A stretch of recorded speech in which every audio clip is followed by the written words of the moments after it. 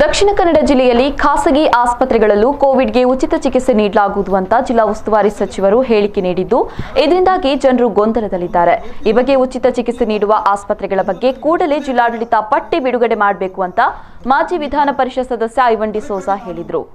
ಕೋವಿಡ್ನಿಂದ ಬಳಲ್ತಾ ಇರುವ ಜನತೆಗೆ ತುರ್ತು ಚಿಕಿತ್ಸೆ ಬೇಕಾಗಿದೆ.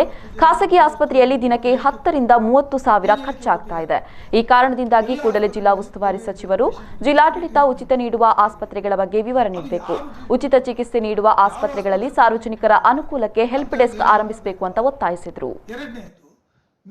ಇವತ್ತು ಆಸ್ಪತ್ರೆಗಳಲ್ಲಿ, ಖಾಸಗಿ ಆಸ್ಪತ್ರೆಗಳಲ್ಲಿ ಯಾರಾದರೂ ಅಡ್ಮಿಟ್ ಆದರೆ ಅವನು APL ಇದ್ದವನು BPL ಆಗಿ ಜೀವನದಲ್ಲಿ ಬದುಕುವುದೇ ಬೇಡ ಅಂತ ರೀತಿಯಲ್ಲಿ ಮನೆಗೆ ಹೋಗುವಂಥ ಪರಿಸ್ಥಿತಿ ನಿರ್ಮಾಣ ಆಗಿದೆ.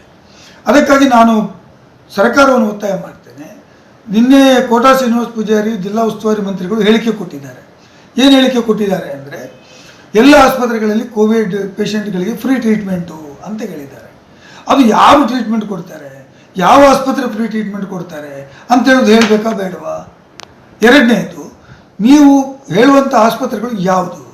ನನಗೆ ತಿಳಿದ ಮಟ್ಟಿಗೆ, ನಾನೊಬ್ಬ ಶಾಸಕನಾಗಿದ್ದೆ, ನನ್ನ ಗಮನದಲ್ಲಿರುವ ಹಾಗೆ ನೀವು ಹೇಳುವಂಥದ್ದು ಸರಕಾರಿ ಆಸ್ಪತ್ರೆಗಳು ಬಿಟ್ಟರೆ ಮೆಡಿಕಲ್ ಕಾಲೇಜ್ ಹಾಸ್ಪಿಟಲ್ ಯಾವುದಿದೆ ಅವರು ಫ್ರೀ ಮಾಡ್ತಾರೆ ಅಂತ ನೀವು ಹೇಳಿರಬೇಕು ಅಂತ ನನಗನ್ನಿಸುತ್ತೆ.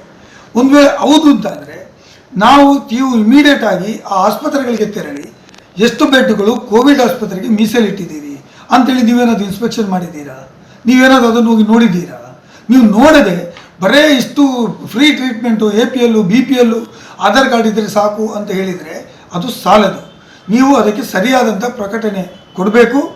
ಪ್ರತಿ ಮೆಡಿಕಲ್ ಕಾಲೇಜ್ ಆಸ್ಪತ್ರೆಗಳಲ್ಲಿ ಸರಕಾರದಲ್ಲಿ ಒಂದು ಹೆಲ್ಪ್ ಡೆಸ್ಕನ್ನು ಅಲ್ಲಿ ಓಪನ್ ಮಾಡಬೇಕು. ಮತ್ತು ಬಂದವರಿಗೆ ಅಲ್ಲಿ ಅಡ್ಮಿಟ್ ಮಾಡಿಸಿ ಅವರ ಟ್ರೀಟ್ಮೆಂಟ್ ಹೇಗಾಗ್ತದೆ ಅಂತೇಳೋದನ್ನು ನೋಡಬೇಕು.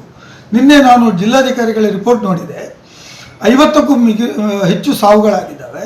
ಅದರಲ್ಲಿ 3-4 ಜನ ಮಾತ್ರ ಕೋವಿಡ್ ರೋಗದಿಂದ ಸತ್ತವರು, ಉಳಿದವರು ಅವರಿಗೆ ಬೇರೆ ರೋಗದಿಂದ ಸತ್ತವರು ಅಂತ ಹೇಳಿದ್ದೀರಿ. ಮೇಡಮ್, ನಂದು ವಿನಂತಿ ಏನಿದೆ, ಏನೇ ಆಗಲಿ ಇವತ್ತು ಸತ್ತ ಮೇಲೆ ಕೋವಿಡ್ ರೋಗಿಗಳು ಅಂತ ನೀವು ಹೇಳ್ತಿರ್ತಾನೆ.